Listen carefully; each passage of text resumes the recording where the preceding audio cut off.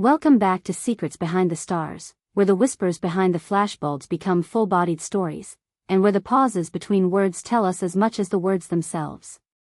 If you're joining us for the first time, consider subscribing, tapping join to support the channel, and turning on notifications so you never miss the quiet moments that change everything.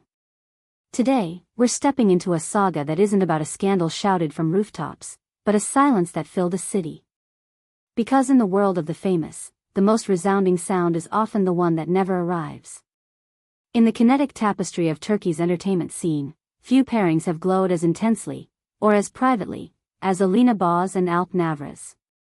Together and apart, they've learned how to protect their inner lives while the world speculates. They're careful. They're gracious.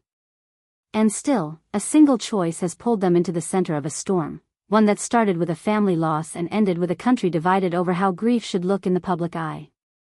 The funeral took place in Istanbul under a sky that felt reluctant to clear, at a mosque older than memory, where the stones underfoot seemed to hold centuries of tears. Inside its cool, shadowed courtyard, the air was weighted with murmurs, prayers, and the steady shuffle of those who came to pay their respects. Politicians stood next to producers. Actors mingled with childhood friends. Neighbors who remembered a kind word at a doorway took their place in line. The choreography of mourning unfolded with the same tender rhythm it always has. And within that ritual stood Navruz, the cameras refusing to let him grieve in peace. He looked as if each breath cost him more than the last. His mother clung to her husband's arm, steadying herself in the small, practical ways grief demands. A hush fell that wasn't quite silence, more like collective concentration. And then, in the thin air between one prayer and the next, came the question that wove itself through every whisper, every glance: where is Alina? Her absence arrived like a presence. It stepped into the courtyard though she never did, filled the spaces between condolences, and crowded the frames of every photograph. Within minutes, phones lit up.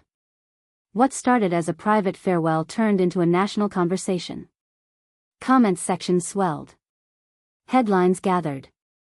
Was Alina's choice restraint, or disregard? Hours later, with no interview, no statement, no parade of words, Alina posted a single image to her social accounts, a black screen with a red carnation emoji. No caption. No explanation. It was both everything and nothing.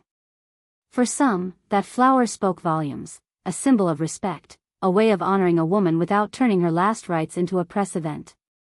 For others, it landed like a hollow tap on a closed door when a knock and a face would have meant the world. The internet did what it always does. It formed teams. Lines were drawn. She deserves the right to grieve in her own way, came one voice. She abandoned them when it mattered, came another. Threads lengthened. Stories multiplied.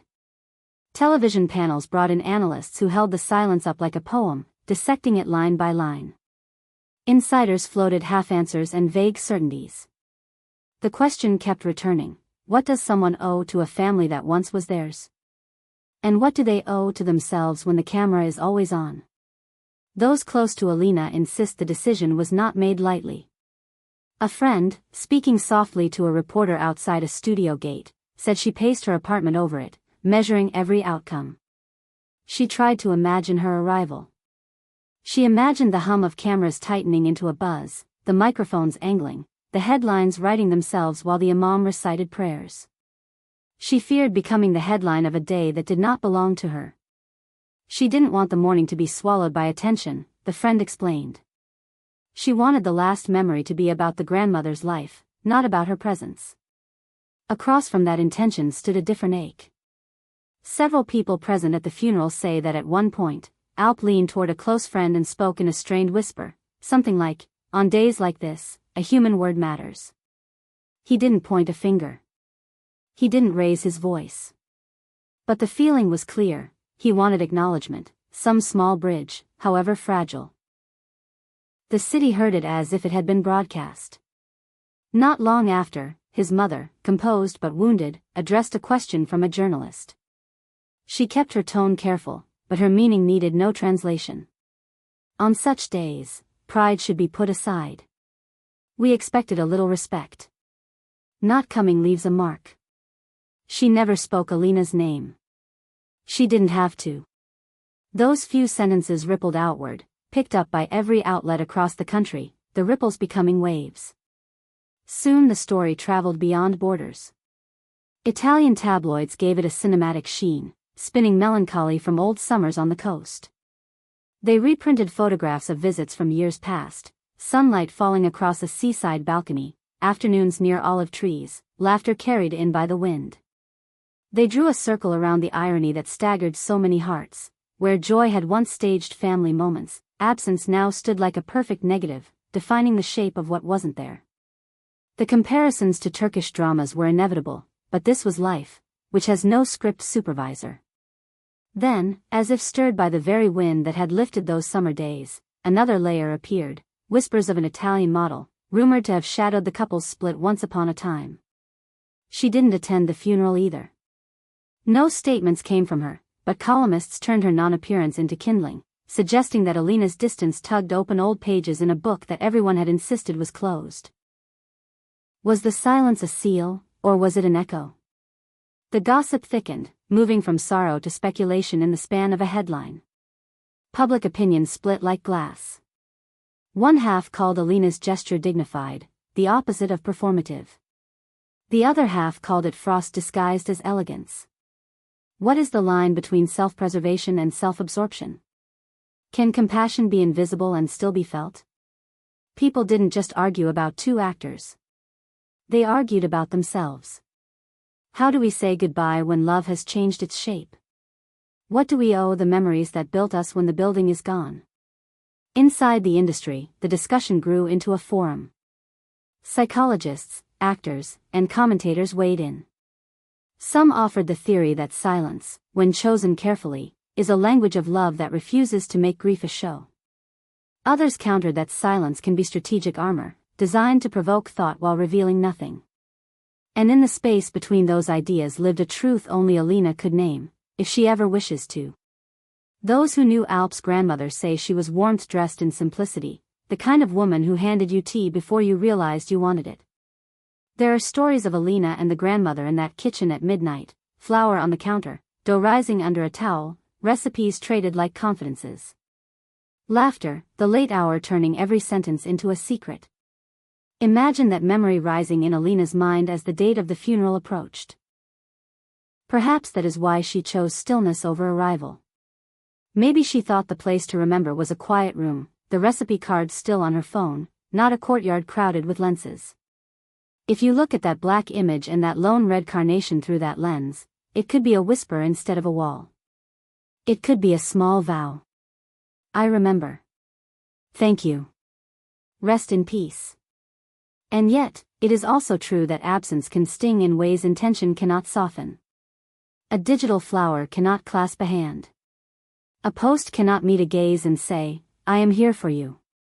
Both truths can exist at once. That's the hard part. As Istanbul resumed its clatter, the hornblare negotiations, the vendors calling out, the ferries tugging across the Bosphorus, the echo of this story didn't leave. It carried, from cafe tables to makeup trailers, from group chats to living rooms where the TV hums even when no one is watching. It grew into a mirror. When we debate Alina's silence, we reveal what we believe about duty and gentleness, about how much of our hearts belong to those we once loved, and how much is ours alone to protect. In private, those near Alp say he is not vindictive, only tired. Grief burns, then it hollows. He has work to return to, lines to memorize, a routine to keep so the nights don't become too long. He is less concerned with hashtags than with making sure his mother sleeps and that the house is not too quiet when she wakes. If he hoped for a word, that hope has transformed into acceptance of what is. The loss has not grown smaller, but the shape around it has changed. For Alina, friends say the decision took something from her too. It is not easy to be framed as cold when you are trying to be careful. It is not easy to be told your respect should be visible on demand, or else it does not count. She has always been careful about not turning her life into a show. Now she faces the price of that boundary, paid in misunderstandings and fervent opinions from strangers she will never meet. The commentariat continues to spin their theories. Some talk about image management, as if anyone can choreograph grief. Others say that if she had appeared, if she had stood in the back, head bowed, the cameras would have found her anyway, dragging the day toward spectacle no matter her intention.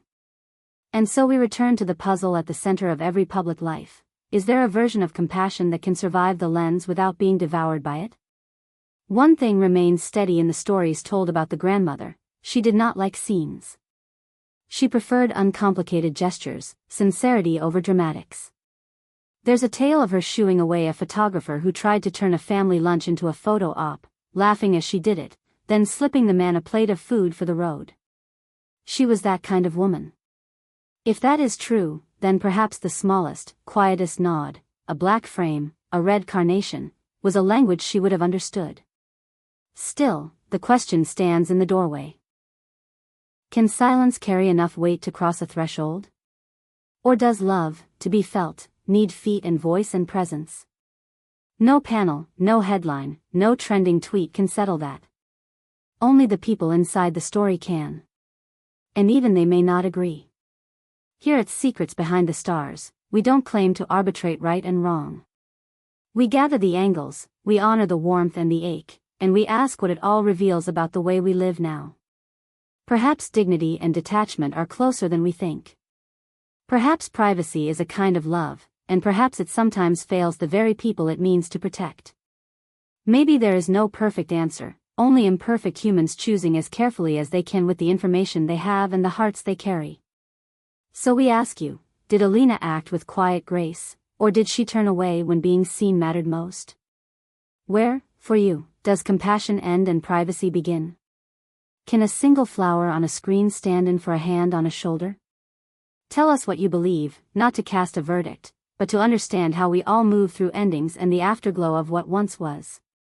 If this story stirred something in you, don't forget to subscribe to Secrets Behind the Stars, hit the like button, and tap join to help us keep bringing you the moments that reveal our shared humanity. Around here, silence isn't empty, it's a message. And choices, even the quiet ones, have a heartbeat. Until next time, be gentle with one another, stay curious, and remember. The softest acts often echo the longest.